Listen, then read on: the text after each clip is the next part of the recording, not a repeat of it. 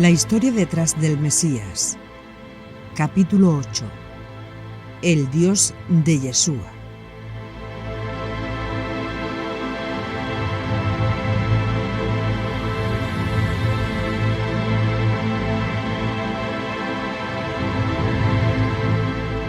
Iniciamos esta serie con el propósito de compartir una historia que no ha sido contada y que revela hechos que tuvieron lugar en un tiempo muy lejano.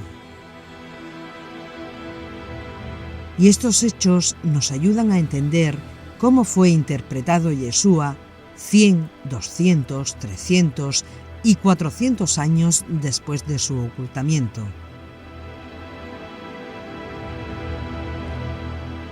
Presentamos ese contexto después de su muerte, y como después de la muerte de los apóstoles, el cristianismo interpretó su vida y su enseñanza con una mente condicionada a factores sociales propios de la cultura no judía, donde la figura del Nazareno es interpretada muchos años después de su muerte. Tales interpretaciones no judías afectó significativamente la manera cómo los cristianos del segundo, tercer e incluso el cuarto siglo evitaron e interpretaron los escritos o esa colección de escritos que ahora llamamos técnicamente como Nuevo Testamento.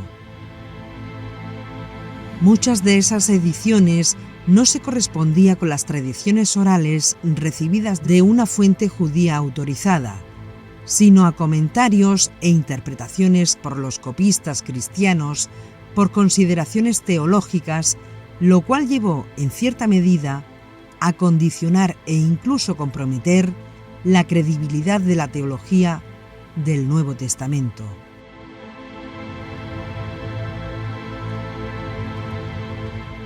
Mientras el mensaje de Yeshua se mantuvo dentro del círculo apostólico y dentro de las fronteras geográficas y teológicas de Israel, mantuvo su mensaje original. Pero a medida que desaparece ese círculo de protección con la muerte de los apóstoles, se pierde la cosmovisión original y judía del Mesías, cambiando el lenguaje y los conceptos, dando como resultado una teología no judía y extraña al pensamiento de Yeshua.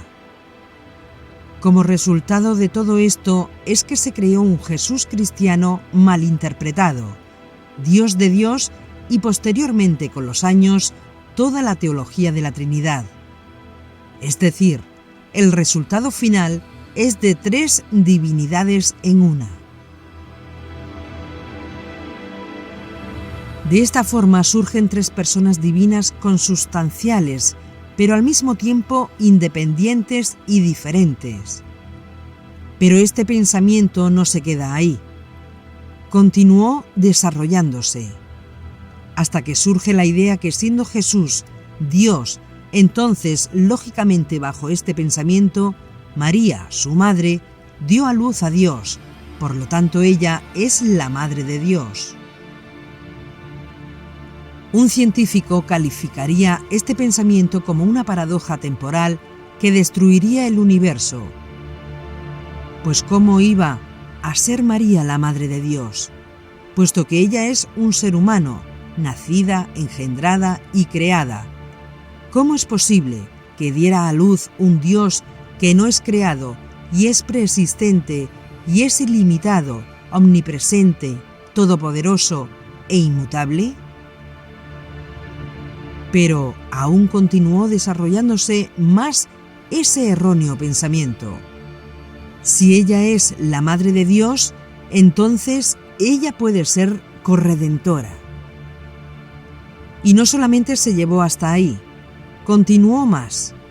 Si ella es corredentora, ella tuvo que ser preservada del pecado original, es decir, el mal que todos llevamos dentro. Y por lo tanto, ella es inmaculada. Y el pensamiento se desarrolla más. Ella sube al cielo inmaculada, pero sigue aún más. Si está en el cielo corporal e inmaculadamente, ella puede interceder por los pecadores. Y si eso es así, no hay nada más natural, según ellos, que dar culto a María. Es decir, tener cuidado de ella, como hacían los paganos con el culto a sus dioses, hacerle rezos, pasearla en procesión y pedirle cosas. Quitándose de este modo y de un plumazo al único mediador entre Dios y los hombres.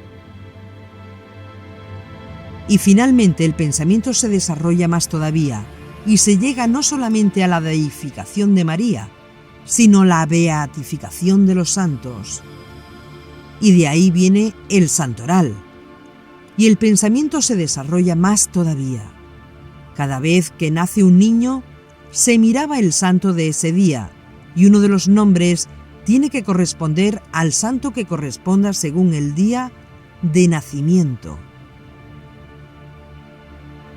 Y de aquí es de donde tenemos el surgimiento de una nueva religión totalmente apartada de sus raíces hebreas, originales y del pueblo israelita, con el apoyo de todo un imperio que se va expandiendo por todos lados y que va absorbiendo otros ritos paganos, incluso de otras religiones, para incorporarlas al cristianismo. En otras palabras, el tema de la divinidad de Jesús no es algo que se recibió del judaísmo, es algo que se desarrolló en un largo proceso cultural, con matices políticos y con matices teológicos. Pero al mismo tiempo, ese proceso del fenómeno del cristianismo no surge de la nada, sino que fue un proceso de interpretaciones y debates internos, primero dentro del judaísmo y finalmente dentro del cristianismo, ya separado totalmente de su raíz judía. De persecuciones externas, cuando todavía no era la religión oficial, sino que era una competencia de las otras religiones oficiales del Imperio Romano. En este largo proceso que duró siglos, hubo también debates sectarios y ediciones, interpretaciones, interpolaciones, cambios, adiciones y sustracciones, hasta que finalmente se estableció un canon, para posteriormente la secta cristiana más fuerte, logrando el respaldo político del emperador, quien hábilmente legaliza esa rama mayoritaria y más fuerte del cristianismo, el cual, ahora legitimada, es adoptada más tarde como religión oficial y universal de todo el Imperio Romano.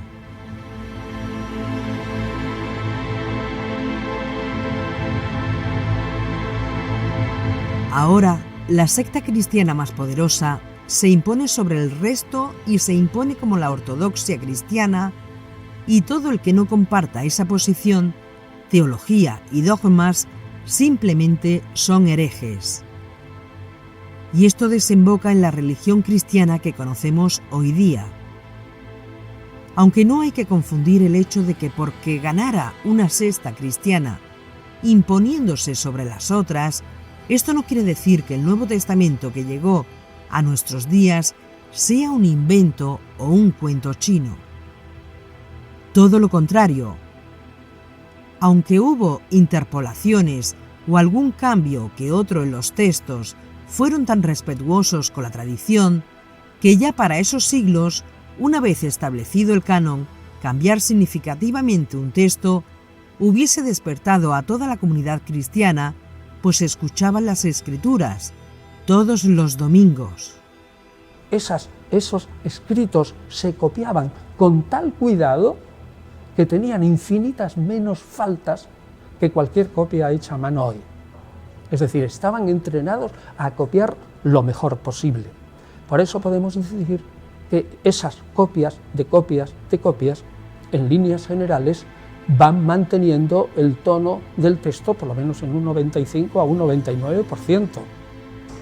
Y que podemos estar seguros de que esas copias son, en líneas generales, fidedignas. ¿Por qué? Porque las consideraban normativas o sagradas y porque se leían continuamente en los domingos. Y entonces la gente, si alguien hubiera copiado una copia mal, dice, oye, que esto no es así y tal, y se autocorregían. Es absolutamente imposible que haya ocurrido en el Concilio de Nicea ningún maquillaje de los textos. absolutamente imposible, porque en el momento que se establece ese concilio, en el 325, llevaba el texto de los evangelios fijado, universalmente fijado, hacía casi 150 años. Los primeros textos de los evangelios escritos 40 o 50 años después de Jesús son discípulos todos los evangelistas de Pablo. Y Pablo ya había reinterpretado a Jesús. Es decir, los evangelios nacen reinterpretando a Jesús como una mezcla, lo dije antes, de Jesús y el Cristo celeste. La interpretación de Pablo por parte de esa escuela que surge con potencia 30 o 40 años después de su muerte, interpreta a Pablo de una manera no totalmente correcta. Que lo que es el Cristo celeste, el Cristo celestial, es decir, el Mesías ya sentado, resucitado, exaltado a la derecha del Padre, se le pega al Jesús terreno, como si fueran una sola figura, y de Jesús se transforma esa figura en Jesucristo, una figura mezclada de los rasgos de divinización que solo ocurren después de su muerte, como si esos rasgos de una manera potencial hubieran estado también en la vida del Jesús terreno. Es decir, se atribuye al Jesús terreno una suerte de divinización que nunca tuvo. De aquí pueden surgir muchas preguntas muy importantes. ¿Representa la secta cristiana ganadora y que ahora está apoyada por el imperio el criterio genuino del Yeshua judío y de su enseñanza? La secta cristiana que ganó y que concluye por un lado en Nicea representó la enseñanza genuina de Yeshua y de los apóstoles, o simplemente fue una versión gentilizada de esas enseñanzas. ¿Representan las otras sectas cristianas que no ganaron en Nicea y fueron relegadas al olvido histórico el criterio genuino y la interpretación genuina correcta de las enseñanzas de Yeshua, o fue solamente una interpretación diferente, no auténtica?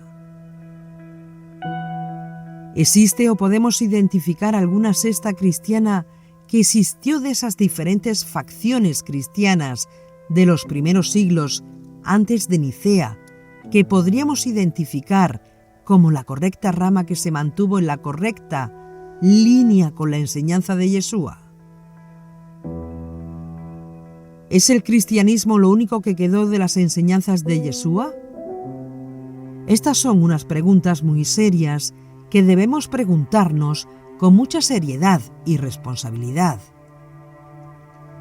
Porque el gran rabino, gran Gamaliel, en época de Yeshua, doctor de la ley, dijo unas palabras muy tremendas cuando no había gentiles en el movimiento del Nazareno. Dijo: «Dejen a estos hombres tranquilos, no los persigan, porque si esto es de Dios, va a permanecer. Si no es de Dios, esto se va a venir abajo. Pero si es de Dios, de pronto, vosotros os encontráis luchando con Dios». Así que la pregunta es, y basadas en las palabras de Gamaliel, ¿lo que ha quedado de Yeshua y de los emisarios y judíos que formaron parte del movimiento del Nazareno original es el cristianismo? ¿Eso fue lo que quedó de Nicea? ¿Qué pasó con los judíos que creyeron que Yeshua es el Mesías? Los discípulos de Yeshua, ¿qué ocurrió con ellos? Y con todas las personas judías que creyeron que el Mesías había llegado. Los escritos, que después académicamente quedó como el canon del Nuevo Testamento, constituyen los únicos escritos que ahora tenemos para conocer la vida de Yeshua y de sus enseñanzas originales, o hay fuentes escondidas dentro de ellos o fuera de ellos. ¿Aportan estas fuentes, tanto dentro como fuera de eso que llamamos Nuevo Testamento, algo realmente significativo que nos haga pensar en Yeshua y sus enseñanzas de una forma distinta a la que nos ofrece la tradición popular de eso que llamamos Nuevo Testamento?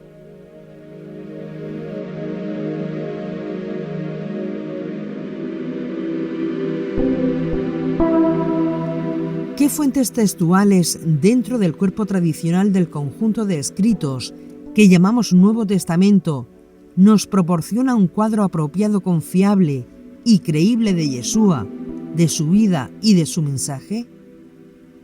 Y si esto es así, ¿qué criterios tenemos que tomar académica y científicamente hablando para determinar esa confiabilidad?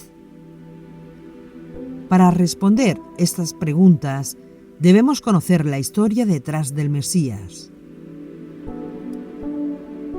Vamos a pasar al punto crítico de la divinidad de Jesús y vamos a suponer, por unos momentos, que las cosas fueron diferentes. La divinidad de Jesús fue algo que emergió gradualmente en medio de las luchas de poder entre las diferentes sectas cristianas del cristianismo, o fue algo que emergió abruptamente. ¿Fue un proceso o una revelación? ¿O fue algo que surgió como una revelación o como un proceso intelectual humano, no judío, que luego toma forma en los credos cristianos iniciados en Nicea en el año 325?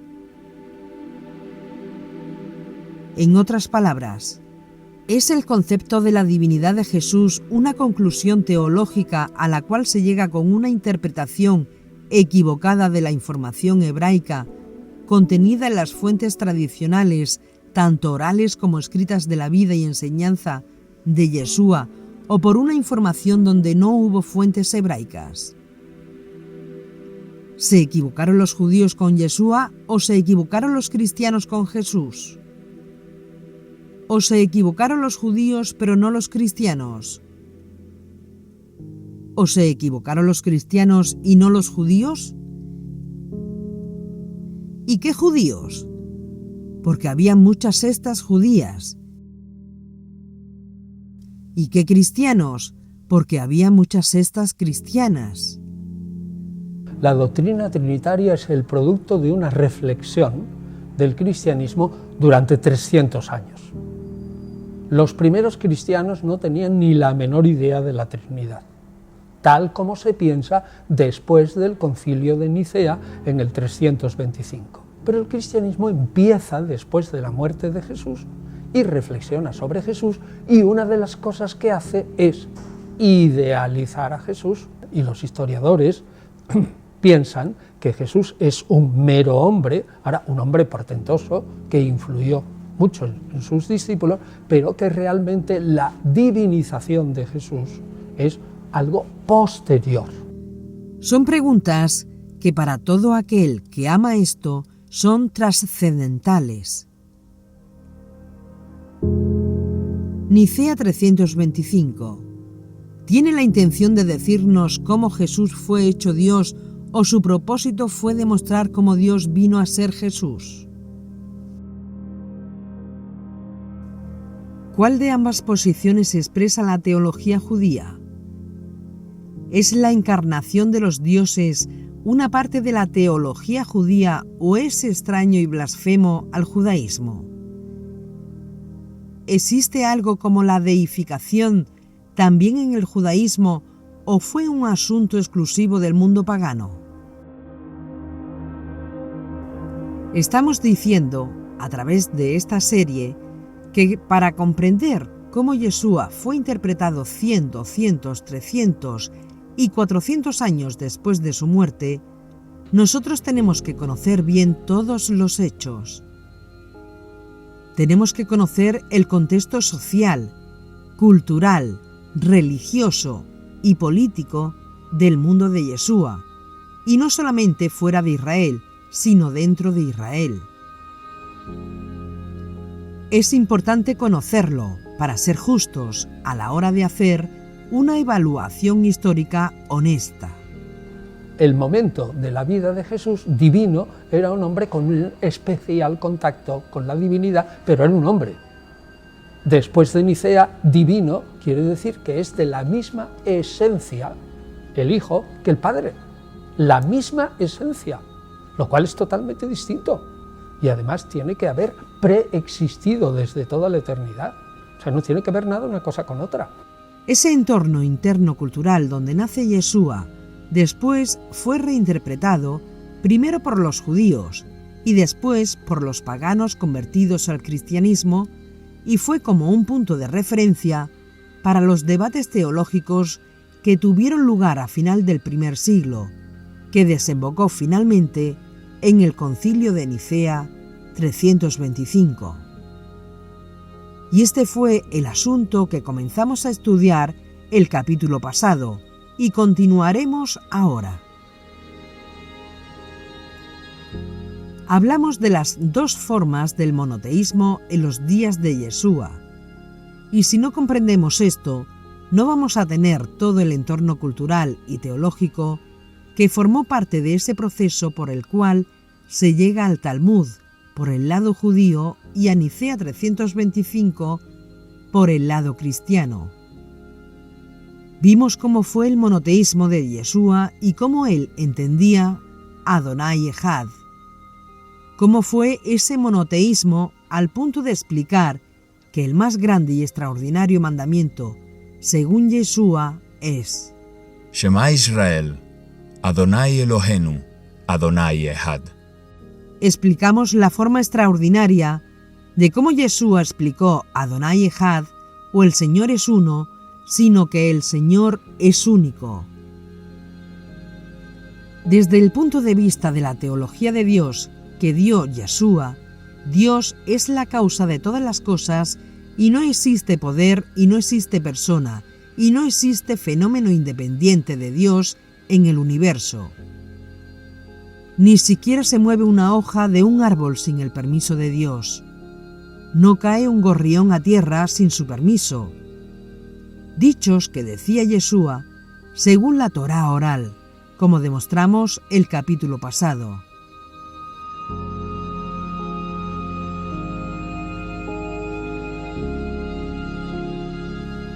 Dice Dios por medio del profeta: acordaos de esto y estad confiados, ponedlo en vuestro corazón, transgresores.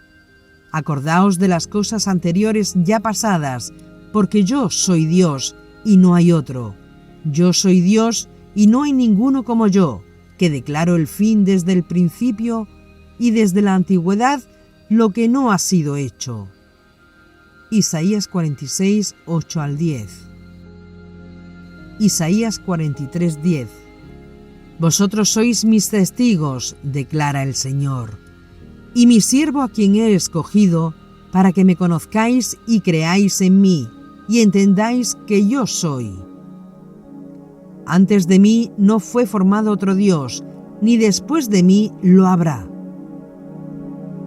Para Yeshua, Dios es uno y también único, y por definición, no hay lugar para otra persona que sea también uno y único. Por definición, no puede haberlo. Consecuentemente, si no hay espacio por la definición del Shema que nos da Yeshua y por ende el judaísmo, no hay espacio para que otra persona sea también uno y único Dios.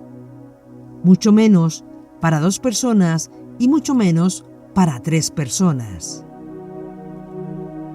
Si decimos como Yeshua que Dios es uno y único, entonces no podemos decir que hay otra divinidad que sea una y única, porque en ese caso ya el primero no es uno y único. Simplemente no puede haber otra divinidad una y única. Podrá ser cualquier otra cosa. Podrá ser un ser espiritual o un ser superior, celestial, pero no dentro de la definición que da Yeshua sobre Dios, de ser un ser uno y único creador de todas las cosas, y mucho menos dejando un espacio para la definición de que hay otro único y dejando el espacio para otro más que también es único. Tres únicos no pueden ser un Dios único. por mucho dogma cristiano y misterio de Dios que quieran defender muchas personas. Nuestra mente rechaza esa idea, no porque sea un misterio incomprensible, que es otra cosa, simplemente porque no es racional. Y no es coherente ni con la Torá, ni con los profetas, ni con el mismo Yeshua. Yeshua huía cuando sospechaba que podían hacerle caer en tentación. Y, por ejemplo, cortó de raíz cuando le llamaron Maestro Bueno. Y Jesús le dijo: ¿por qué me dices bueno? Ninguno hay bueno, sino solo uno, Dios. Marcos 10:18. Si se analiza esa frase con sinceridad, afirma lo que estamos exponiendo. Y afirma que Yeshua evitó a rajatabla, evitó rigurosamente, estrictamente, inflexiblemente, que su persona, es decir, que Él, fuera comparado con el uno y único Dios de Israel y del mundo.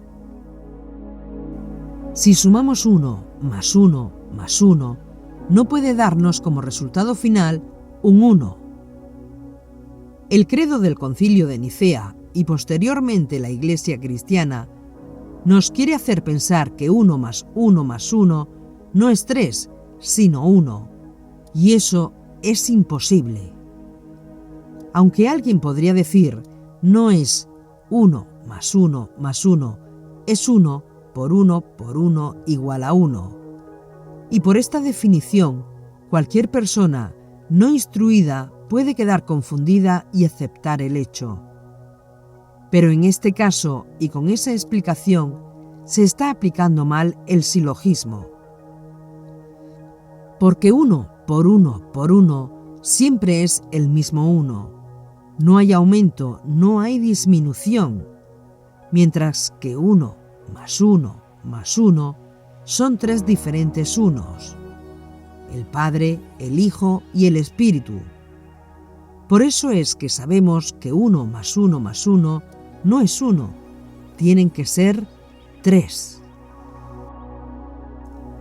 Y vimos las tremendas implicaciones prácticas que tiene la teología de Yeshua al declararnos por revelación y correcta interpretación de los profetas que Dios no es solamente uno, sino que también es único.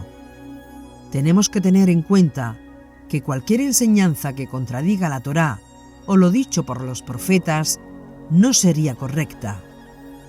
¿Cómo fue entendido el Shema en los días de Yeshua? ¿Cómo fue entendido Dios en los días de Yeshua?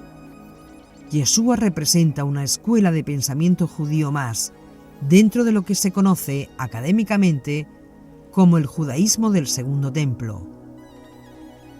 Tenemos el judaísmo de antes del primer templo, tenemos el judaísmo del primer templo. También tenemos el judaísmo del Segundo Templo y tenemos el judaísmo después del Segundo Templo. Yeshua no fue el único rabino y profeta que hubo en el judaísmo de su época, de ese judaísmo que va desde la construcción del Segundo Templo hasta su destrucción en el año 70. ¿Cómo interpretaron el resto de rabinos de los días de Yeshua el Shema? ¿Y cómo interpretaron los rabinos, maestros, profetas antes de Yeshua el Shema? Porque esa enseñanza es lo que después aprendió Yeshua.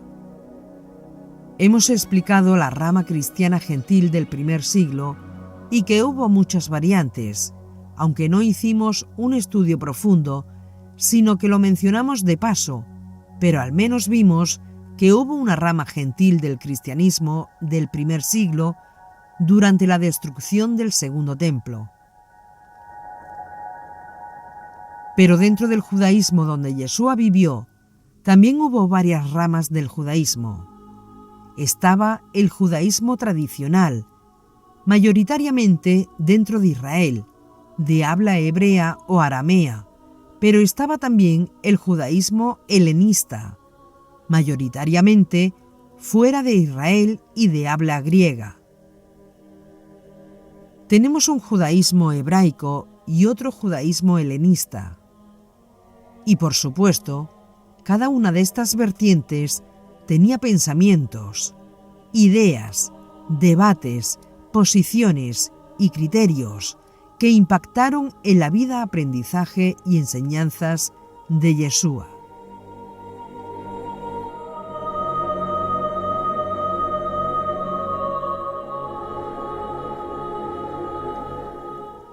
Pero lo que nos interesa a efectos de este capítulo no fue lo que Yeshua impactó en esas ramas, sino cómo el judaísmo polifacético, pluralista de los días de Yeshua, interpretó el Shema. Especialmente los judíos de habla griega y los judíos de habla hebrea, es decir, los judíos de habla aramea, hebrea y los judíos de habla griega. El cristianismo que surge finalmente en Nicea fue influenciado tanto por el paganismo de donde sus líderes procedían, como también del sistema e interpretación bíblica que encontramos en el judaísmo de habla hebrea y habla griega. ¿Qué interpretación fue la elección de los cristianos de origen gentil en el primer siglo hasta Nicea? Para poder hablar del monoteísmo como el legado que Yeshua recibe de los profetas y judaísmo anterior a sus días, tenemos que entender lo que los profetas y sabios enseñaban acerca de Dios y del monoteísmo. Comenzamos, para comprender mejor esto, con un versículo del Génesis capítulo 1, verso 1. Bereshit bara Elohim, et ha-shamayim, vet ha-eretz. Al principio creó Elohim a los cielos y a la tierra. Miremos cómo está traducido, por ejemplo, en la Biblia católica. En el principio, cuando Dios creó los cielos y la tierra. Podemos observar que Dios está con mayúscula y en singular. Pero eso ya es una interpretación humana. Eso es una edición, una traducción y una interpretación. ¿Por qué? Porque en hebreo no hay mayúsculas. Aunque alguien podría decir que hay algunos casos donde una letra es más pequeña que otra, pero esos son excepciones que tienen explicaciones homiléticas, que no es el caso tratar aquí. La evidencia es que en el texto hebreo no hay mayúsculas ni minúsculas. ¿Por qué en las traducciones se pone una mayúscula y una minúscula? Ese simple hecho en una traducción ya no es solo una traducción, sino que nada más comenzar en ese texto tenemos una interpretación del autor que traduce, aunque existe una explicación lógica. La razón por la cual se escribe la primera letra de la palabra Dios en mayúscula y en singular es para proteger el mensaje del texto hebreo de la cosmovisión cultural no hebrea que existe en las culturas no hebreas. En las culturas no judías no existe el monoteísmo, existe el politeísmo. Y porque existe el politeísmo, no existe un solo Dios, sino muchos dioses. Al colocar la D con mayúscula, se está procurando instruir al lector de que no se trata de un Dios más o de un Dios X. No se trata de cualquier Dios, sino que se trata del Creador mismo, el Dios Todopoderoso. La segunda razón es porque se trata de una traducción, de una edición, sea la versión que sea, el hecho que se escriba Dios en singular. En hebreo, la palabra Dios, Elohim, es plural. El singular de Elohim es El o Eloá. Pero el texto hebreo no dice, en el principio creó Él, ni en el principio creó Eloa, sino que dice, en el principio creó Elohim, con men al final, agua, maín. Simboliza la fuente de la sabiduría divina. Entonces, ¿por qué si en el texto hebreo está en plural, la traducción está en singular? Entonces, ¿por qué no traducen? En el principio creó los dioses, los cielos y la tierra. ¿Por qué no dice así? Porque en la mente, cultura y teología hebrea, el plural de Elohim no tiene nada que ver con persona, ni con pluralidad numérica. Es otro tipo de pluralidad.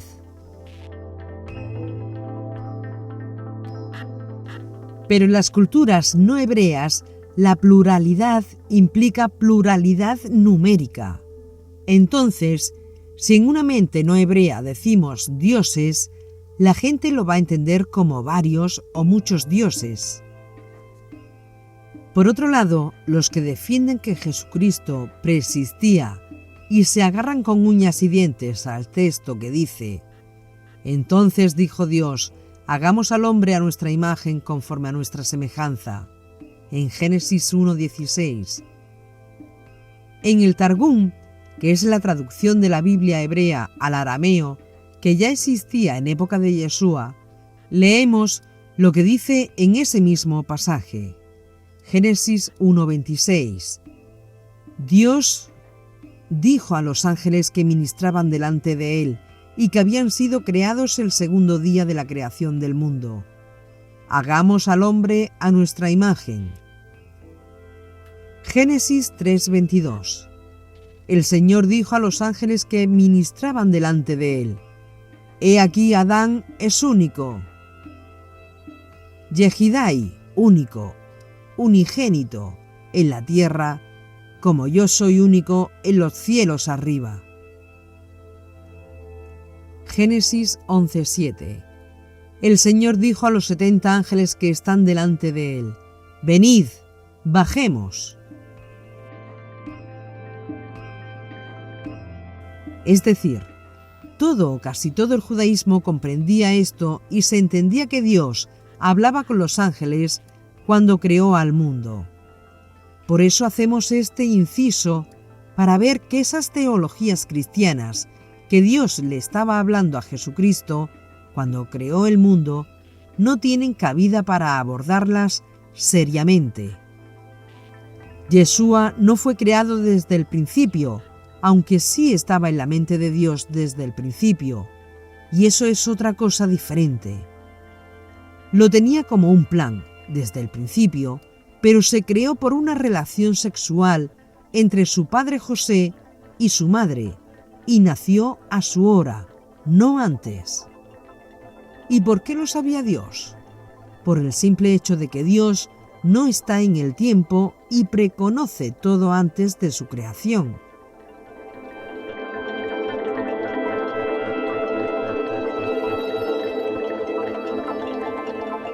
Yo soy el Señor, no hay otro, fuera de mí no hay Dios, yo te he preparado para la lucha sin que tú me conocieras, para que sepan todos, de oriente a occidente, que fuera de mí no hay ningún otro. Yo soy el Señor, no hay otro. Yo creo la luz y la oscuridad, produzco el bienestar y la desgracia. Yo, el Señor, hago todas estas cosas. Isaías 45, 5, 7. Acordaos de esto y estad confiados, ponedlo en vuestro corazón, transgresores. Acordaos de las cosas anteriores ya pasadas, porque yo soy Dios y no hay otro. Yo soy Dios y no hay ninguno como yo, que declaro el fin desde el principio y desde la antigüedad, lo que no ha sido hecho. Isaías 46, 8 al 10. En la mente hebrea decir Elohim nunca se entiende como una pluralidad numérica, sino pluralidad de atributos, no pluralidad de personas. Es un título masculino plural para indicar no pluralidad de dioses o personas, sino la acción del Todopoderoso de Israel en la plenitud de su poder, de su justicia, de su gobierno y de su dominio en toda la creación del universo. El uso bíblico en el cual fue formado Yeshua y sus discípulos originales, también el término Elohim puede indicar tres tipos de personas diferentes. Una persona divina, en este caso relacionado con divinidad de la naturaleza, única y exclusiva del Dios uno y único, a diferencia de la naturaleza de las criaturas de Dios. Y es por eso que en este caso hablamos de Dios con mayúscula para indicar y subrayar esa diferencia. Más adelante trataremos en profundidad estas cosas, pero por el momento estableceremos las bases de este rompecabezas, poniendo estas piezas. Pero en la misma medida que vamos poniendo estas piezas, es posible que no se vea clara la imagen, que no se vea todo el contexto claramente, pero en la misma medida en que vayamos añadiendo más piezas, en el estudio, una imagen más clara del tema irá surgiendo. Esa imagen final es el monoteísmo judío y cómo se interpretó en la época de Yeshua. Hay que recordar cuál fue el legado teológico sobre el que Yeshua fue formado y sobre el que él hace las declaraciones sobre el Shema, como explicamos en el capítulo pasado. Retomando el tema, Elohim es un título masculino plural para hablar, no de pluralidad de personas, sino de pluralidad de atributos.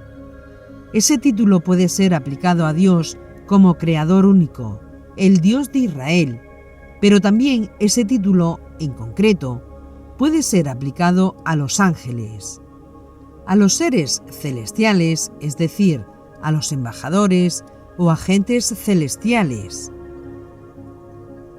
Pero Elohim también se puede aplicar a personas, a emisarios terrenales, es decir, a seres humanos de carne y hueso, que pueden ser enviados por el Eterno en una misión de autoridad y de dominio. Quiere decir que Elohim tiene varias aplicaciones dependiendo del contexto.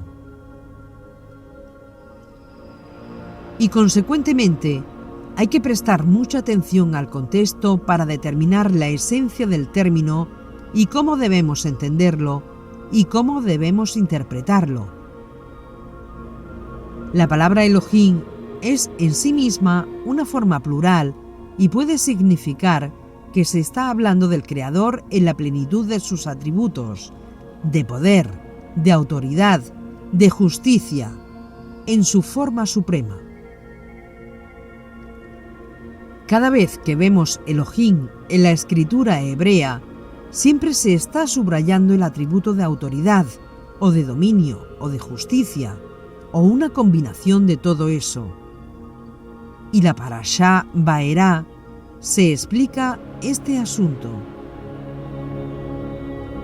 El texto sagrado dice que Dios se dio a conocer a los patriarcas como Kel Shakai, Dios Todopoderoso, pero no se dio a conocer a ellos como Adonai, es decir, no se dio a conocer como Señor.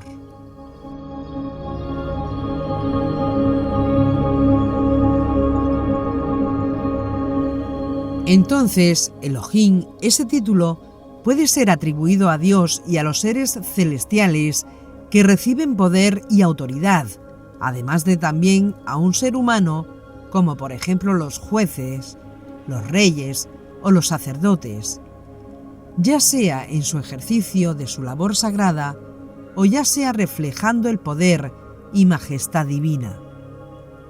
Por ejemplo, cuando Jacob está llegando a la tierra de Israel, él junta a su familia y le dice: Quitad los dioses ajenos que están en medio de vosotros, y limpiaos y cambiaos vuestras ropas. El término que aquí se usa es Elohim. En Éxodo 18:1 tenemos el encuentro de Moisés, con su suegro. Y cuando el suegro de Moisés, Yitro, oye de todos los hechos milagrosos que el Eterno había hecho con Moisés y con los hijos de Israel, dice: Ahora yo conozco que Hashem, es más grande que todos los Elohim. Éxodo 18:11. Es decir, dice, Dios es más grande que todos los dioses. Utiliza Elohim. Y esa palabra es la misma que nosotros nos encontramos en Génesis 1:1. Elohim también puede significar dioses extraños. También puede significar gobernadores o jueces.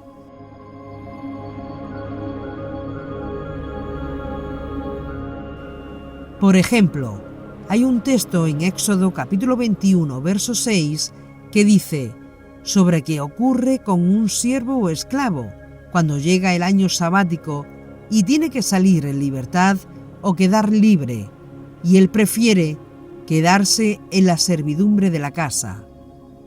Dice el texto en la versión Biblia del Jubileo 2000. Entonces su amo lo llevará ante los jueces. Eso es una interpretación. Eso no es una traducción.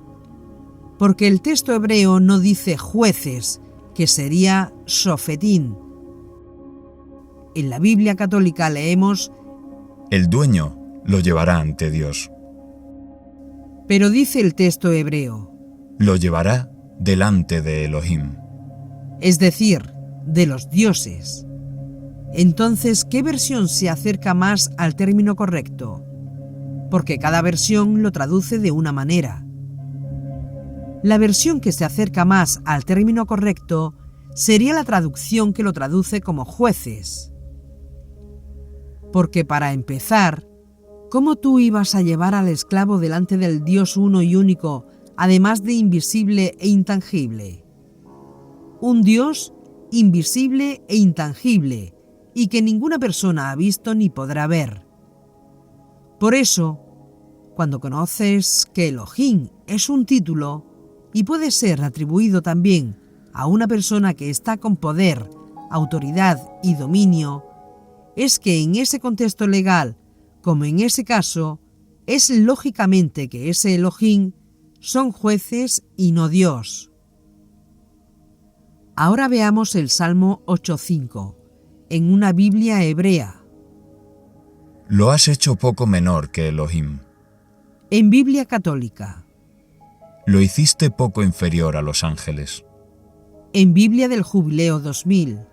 Le has hecho poco menor que los ángeles. Aquí coinciden en la traducción con ángeles de la palabra Elohim, porque el contexto de la frase «lo has hecho poco menor», poco inferior a Dios, estaría totalmente fuera de contexto. Pues ¿cómo una persona iba a ser solo un poco inferior a Dios? Es por ese motivo que aquí los traductores coinciden en traducir e interpretar Elohim como seres celestiales. Es muy importante conocer y comprender estos conceptos. Ahora bien, en el pensamiento hebreo Elohim no tiene nada que ver con divinidad o con deidad, sino que tiene que ver con el atributo de poder, de dominio y de justicia. Y puede referirse al Creador, a los ángeles o a los seres humanos que estén en posición de autoridad y dominio. Hay ocasiones en la Escritura que habla de Dios como una pluralidad. Pero recordemos algo. En el pensamiento hebreo, aunque Elohim significa una pluralidad, nunca es numérica. Siempre es pluralidad ética, de grandeza, de atributos. Y tanto es así que casi siempre antes o después de Elohim, gramaticalmente en plural, el verbo que le sigue o antecede está en singular. Por ejemplo, En el principio creó Elohim los cielos y la tierra. creó en singular. No dice crearon. Génesis 1:26. Y dijo Dios, hagamos. Eso es plural. ¿Cuál es el problema aquí? Cuando una persona no hace un ejercicio mental de la formación teológica hebrea con una mentalidad no hebrea, no israelita, no judía.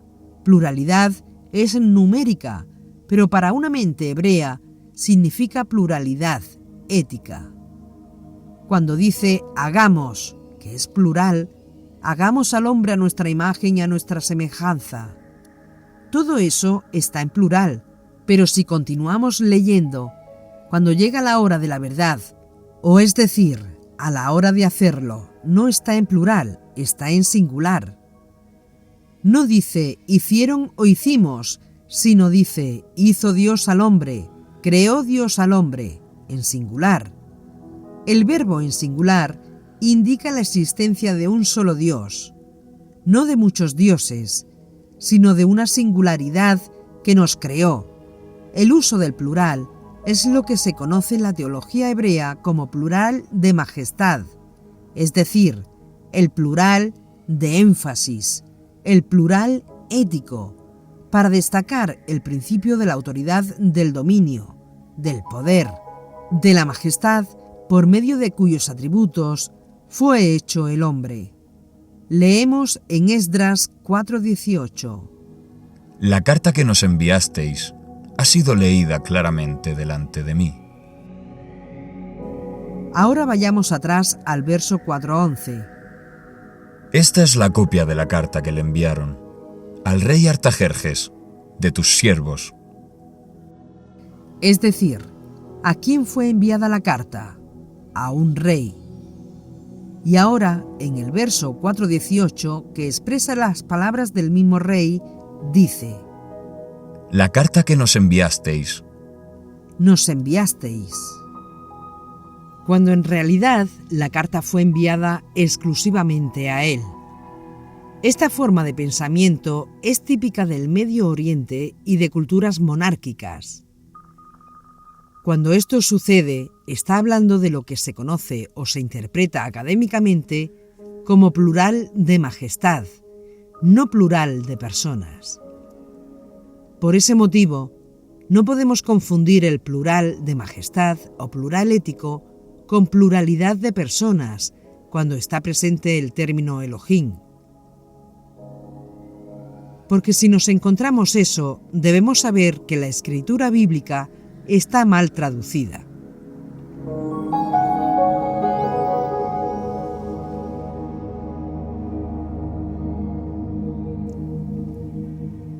No solamente eso, sino que en la cultura judía en la cual Yeshua fue educado y tuvo su formación, el plural, lejos de ser numérico, no solamente indica pluralidad de majestad o ética, sino que en ocasiones se usa el plural para destacar la grandeza de un evento. Así que si no se conoce esto cada vez que se encuentra uno, el plural, si lo vas a asociar al plural numérico, es ahí de donde viene el error que ha venido transmitiéndose a lo largo de los siglos al interpretar la Escritura. Veamos un último ejemplo, aunque podríamos ver muchísimos más. Leemos en Biblia Católica Isaías 53:9. Fue sepultado junto a los malhechores, y su tumba quedó junto a los ricos. A pesar de que nunca cometió una violencia, ni nunca salió una mentira de su boca. En la versión Jubileo 2000.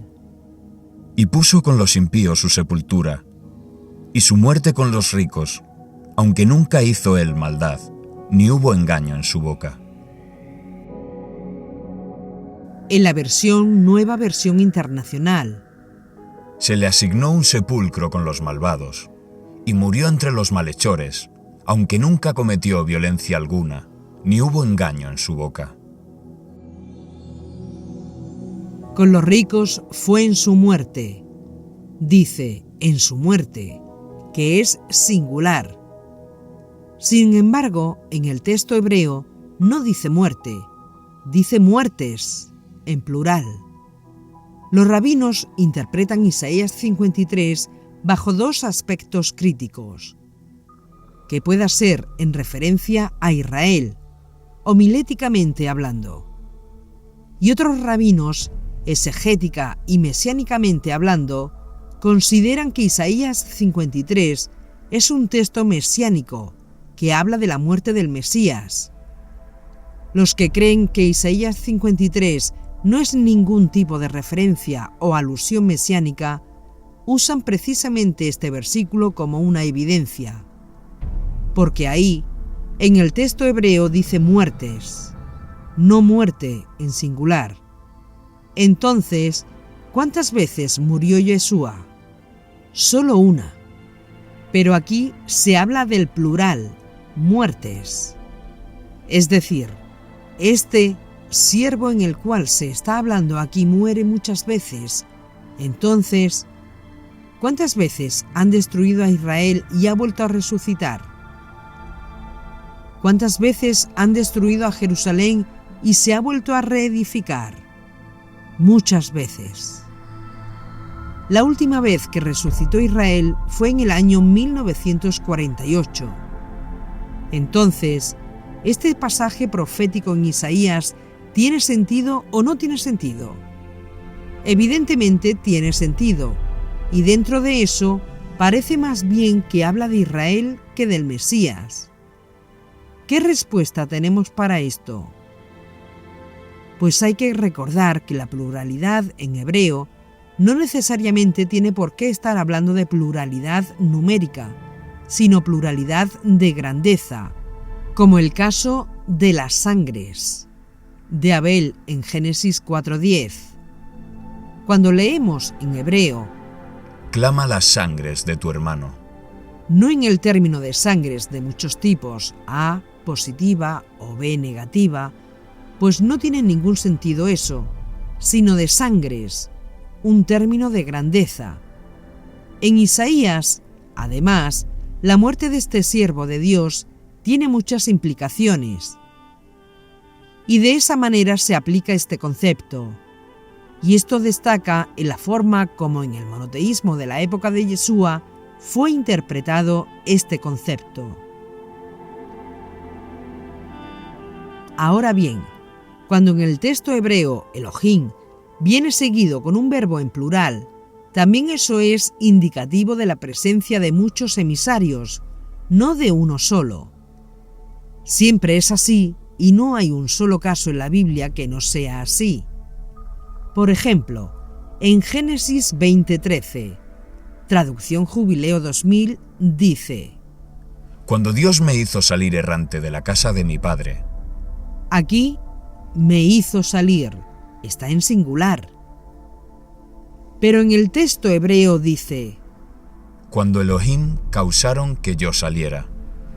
Tanto Elohim como causaron están en plural. Eso significa que no había un solo ángel, había varios ángeles. Es decir, cada vez que en hebreo detrás de Elohim viene un verbo en plural, quiere decir que estás en presencia de más de una persona. Pero nunca se refiere a varios dioses, siempre a los ángeles. Y todo esto se ve en muchísimos textos de la Escritura, algunos de ellos mal interpretados. Así que todo esto es el monoteísmo en el que Yeshua se formó, y esto fueron las clases de Torá que recibió, incluidas todas estas cosas. Él estaba familiarizado de todo esto y hablaba de esta manera. Y si te acercas a las enseñanzas de los profetas y Yeshua con una mente diferente, ¿cómo vas a interpretar esa base de datos? Ese es el asunto que estamos tratando aquí. Y a menos que no tengas estos conceptos muy claros en tu mente, no vas a estar en la posición correcta para comprender la teología de Yeshua, ni en sentido particular, ni en la teología judía en sentido general.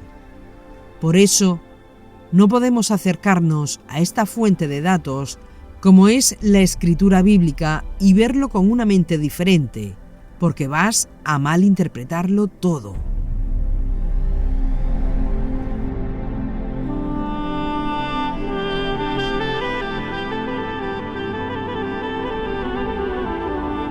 Entonces nos podríamos preguntar, ¿qué significa divinidad? Para comprender bien el término y que no haya margen de error a los efectos de esta serie documental, cuando hablamos de divinidad, no estamos hablando de naturaleza y esencia de Dios. ¿Por qué? Porque ya hemos visto que eso no se aplica al concepto hebreo de Dios, porque Dios en hebreo es Elohim, y eso no es un nombre propio, es un título que está relacionado con el atributo de poder, de justicia, soberanía y dominio. Entonces, si decimos que divinidad significa naturaleza y esencia de Dios, entonces tendríamos que aplicar también eso a los ángeles y a los seres humanos, puesto que se les da también el título de Elohim, como demuestra el Tanaj, mal llamado Antiguo Testamento. Si decimos que divinidad significa naturaleza y esencia de Dios, de esta forma nos estaríamos alejando de la verdad. Si nosotros queremos restringir el significado teológico de divinidad o divino como naturaleza y esencia del Creador, uno y único del universo, entonces solamente hay uno que es divino, el Dios de Israel, el Dios de Yeshua, el Dios de Abraham, Isaac y Jacob. ¿Y por qué es divino? Y ahora viene lo que no te puedes perder, porque si te pierdes estos conceptos, te pierdes todo. En esta serie hablamos que hay una condición para que una divinidad sea divinidad, según la Torá. Si eso no está presente, no se puede hablar de divinidad. Para que algo sea o alguien sea divino, tiene que tener un atributo especial, la eternidad. Para que una deidad sea deidad, para que la divinidad sea divinidad, nunca puede ser creado y no puede ser destruido. Todo lo que sea divinidad no pudo haber un tiempo cuando no era, ni puede tener un tiempo cuando no lo sea o no lo será. Solo la divinidad ni se crea ni se destruye, ni cambia. Solo la divinidad. Pero no confundir con la segunda ley de la termodinámica. La energía ni se crea ni se destruye, sino que solo se transforma. No estamos hablando de eso. Y aún así, la energía fue creada por Dios también. Pero dejando este asunto y volviendo al término de divinidad, para que alguien sea divino, tiene que tener un atributo particular, la eternidad. Y por eso está escrito por los discípulos, que en Dios no hay cambio ni sombra de variación. Santiago 1:17. Es por eso, y en ese sentido, que solo uno y único Dios de Israel es divino. Para que una persona pueda ser considerada divina, tiene que gozar de un atributo, la eternidad, y después, por extensión, la inmortalidad.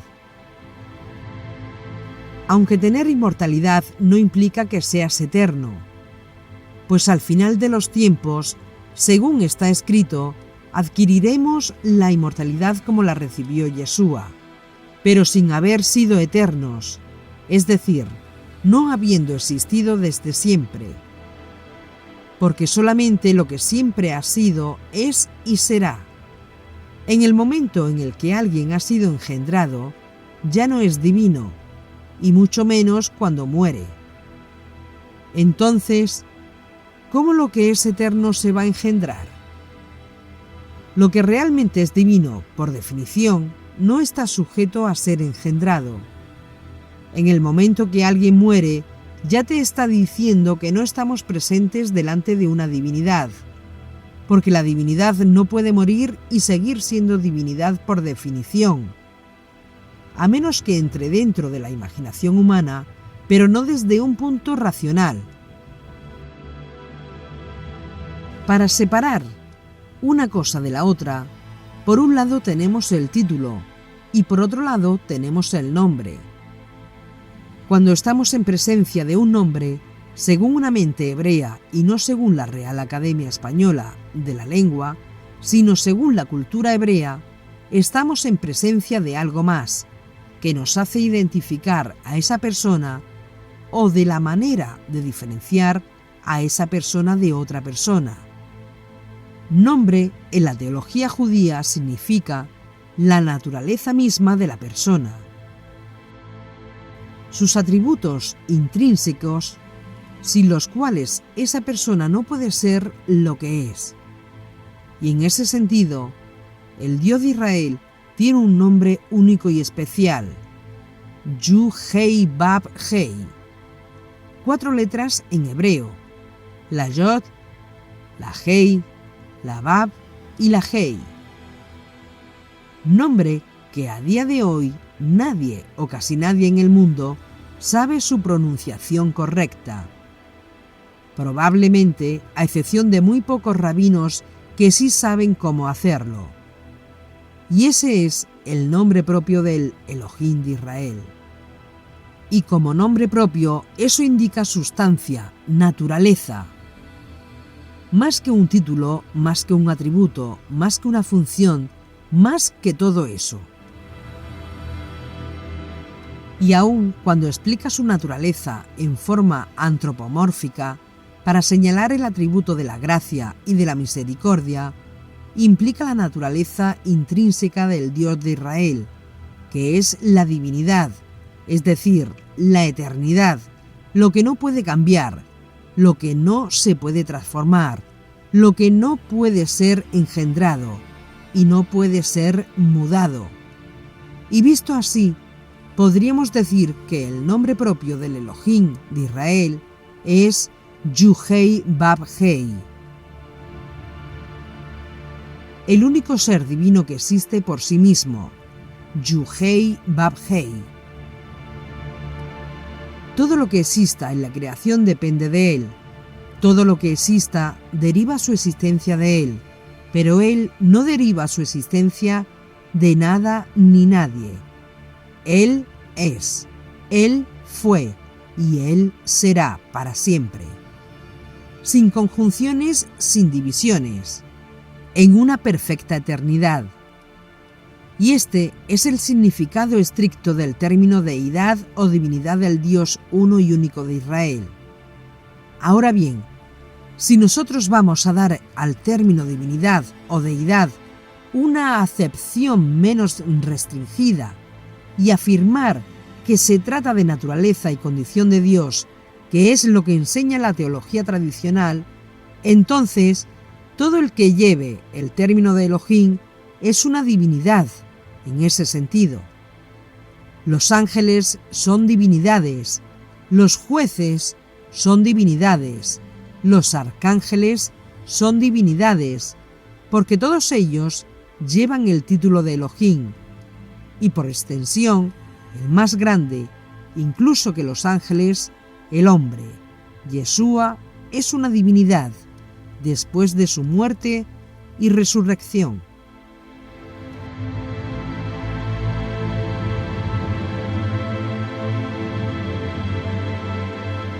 Por tanto, hay que tener mucho cuidado cómo se interpretan los textos de la Torá, tanto escrita como oral, cuando nos encontramos con el término Elohim, traducido como Dios o dioses. Esto es importante, porque en el mundo no judío, y aquí está la clave de todo, Dios, en su traducción, Elohim, no significa un título, como ya dijimos. Para el mundo no judío, el término Dios es solo una divinidad. Entonces, en el mundo pagano hay diferentes niveles de divinidad.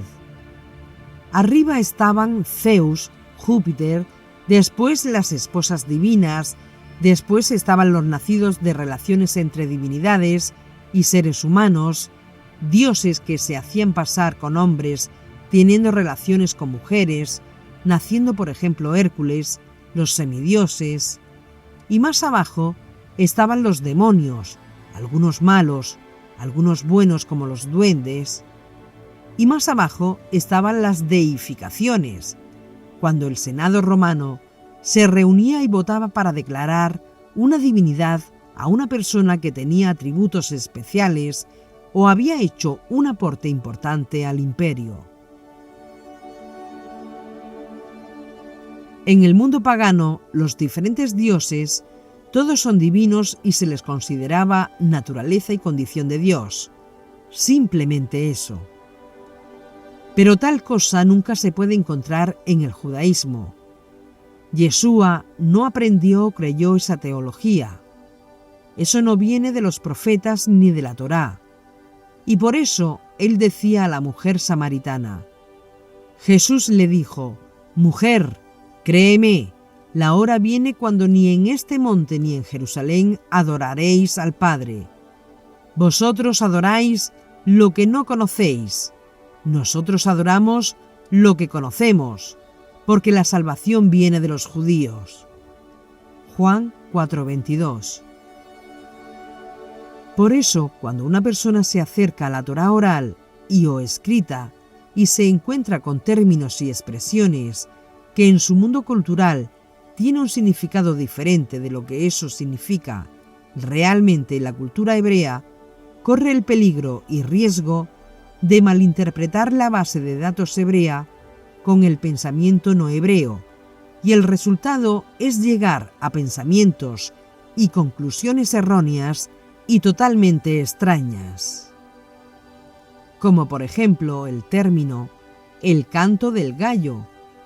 Y para relacionarse con lo material, el Eterno creó seres celestiales que tuvieran la habilidad de interactuar con el mundo material. Estos seres celestiales se conocen con el nombre genérico de Malajim, aunque también puede ser un término que se aplica a seres humanos. Técnicamente, cuando una persona escucha hablar de un ángel, un Malajim, inmediatamente se piensa en seres celestiales, aunque se puede utilizar esa expresión para personas porque el término básicamente significa emisarios. Para los profetas hebreos había millones de seres celestiales en diferentes categorías, no como seres divinos, pero sí criaturas celestiales. Y tenemos ángeles, arcángeles, serafines, querubines, y no son de esta tierra o de este mundo. No son animales, no son seres humanos, sino que son seres espirituales, con atributos especiales y capacidad de materializarse en el mundo material, aunque pueden convertirse por cierto tiempo en forma humana. El Eterno los creó para que sirvieran de representación suya en la creación y especialmente en su relación con los seres humanos. Estos seres tienen un cuerpo espiritual, pero no tienen un cuerpo material. Sin embargo, si el Eterno lo autoriza, ellos pueden dejarse ver por los hombres, pueden materializarse, no reencarnarse ni encarnarse, que es otra cosa. En otras palabras, ellos se pueden transformar temporalmente y asumir aparente forma humana, pero sin ser realmente humanos. Y Yeshua fue formado y creía toda esa teología. Hubo un profeta de Israel que estaba con su asistente, el que le servía, y un día se vieron rodeados por un ejército. Al asistente le temblaban las piernas. El profeta levanta los ojos al cielo y dice: Por favor, Dios, ábrele los ojos para que vea que son más los que están con nosotros que los que están contra nosotros. Segunda de Reyes 6:17. Y si le abrieron los ojos para poder ver a millones de ángeles que estaban entre el ejército enemigo y ellos. Yeshua le dijo algo así a Pilato: Si mi reino fuera semejante a los de esta edad presente, mis súbditos pelearían para que no fuera entregado. Juan 18:36. En este texto vemos que ellos creían en la existencia de seres celestiales o ángeles. Aunque hacemos un inciso, porque no existe ningún investigador serio que admita que estas frases las dijo el Jesús histórico, bajo la interpretación de rechazo del reino de Dios en este mundo y la proclamación de solo un reino celestial, alejado de toda política terrenal. Esa es la teología de interpretación de la Iglesia o del propio evangelista puesta en boca de Jesús, aunque puede tener otra interpretación el mismo texto, porque el reino de Dios, que no es de este mundo, será dado al Mesías.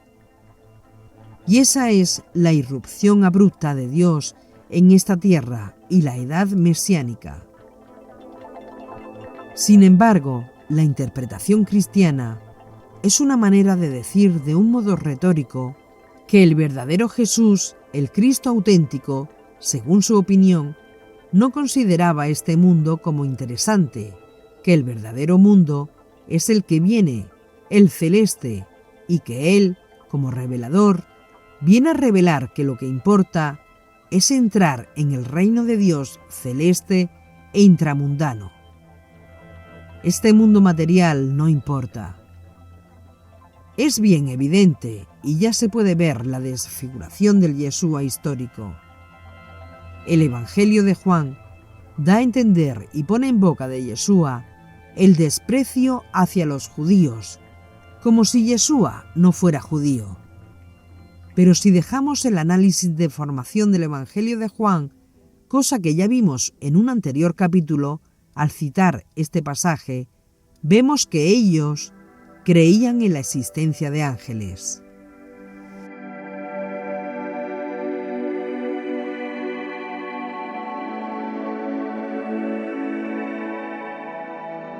Y estos ángeles están clasificados por jerarquías, por clases, por regiones, por dominios. Y las enseñanzas hebreas instruyen que en cada galaxia hay un líder, en cada estrella hay un líder, para cada planeta, para esta tierra, para cada país, para cada ciudad, para cada persona. Cada uno con sus habilidades, capacidades y responsabilidades. Y cuando Dios envía uno o varios emisarios terrenales, celestiales, a cumplir misiones terrenales, la teología judía ve en ese acto lo que nosotros conocemos hoy día como poder legal. Poder legal significa ser un representante legal, es decir, se convierte en tu agente, o en otras palabras, Él se convierte en ti legalmente. Él deja de ser una persona natural y se transforma en una persona legal, capaz de representarte. Y esa persona, donde quiera que vaya, es una manifestación legal tuya, aunque la persona que da ese poder no esté allá. Cualquier cosa que haga un representante, por ejemplo, un representante legal con poder legal que firme en nombre de la persona que atribuyó ese poder, es igual que si la persona que dio el poder estuviera allí presente. Cuando Dios toma a una de sus criaturas y la convierte en un agente suyo, ese ángel, emisario, enviado, se transforma en una extensión legal de Dios. Y donde un ángel así llega, es como si Dios mismo hubiese llegado. Cuando un ángel así hablaba, es como si Dios hablara. Cuando un ángel o emisario así actuaba, es como si Dios actuara. No en sentido ontológico, pero sí en sentido jurídico. No en forma natural, pero sí en forma legal. Por lo tanto, podemos decir que la teología judía, donde Yeshua se formó, donde se interpretaron aquellos textos y donde está escrito que Dios se hizo presente, ¿cómo se interpretaron aquellos textos donde dice eso?